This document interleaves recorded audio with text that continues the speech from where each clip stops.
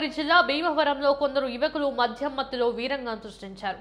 పట్టణంలో నానా హంగామా చేసి ప్రజలను భయభ్రాంతులకు గురి చేశారు. ఈ ఘటనకు సంబంధించిన వీడియో సోషల్ మీడియాలో వైరల్ గా మారింది.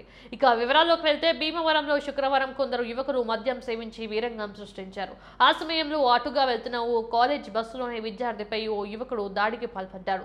అంతటితో ఆగకుండా ఆ విద్యార్థిని నోటికి వచ్చినట్టు దుర్భాషలాడాడు. తమపై ఎందుకు దాడి చేస్తున్నారని ఆ విద్యార్థి ప్రశ్నించడంతో యువకులు మరింత రెచ్చిపోయి అతనిపై ముక్కుముడిగా విరుచుకుపడ్డారు. బాధితుడైన విద్యార్థి ప్రయాణిస్తున్న కాలేజ్ బస్సును ఆ యువకులు కొంత దూరం వెంబడించారు. బస్సు వెంట పడుతూ అసభ్యకరమైన చేష్టలు చేయడంతో పాటు నడి రోడ్డుపై డాన్సులు చేస్తూ అలజడి సృష్టించారు.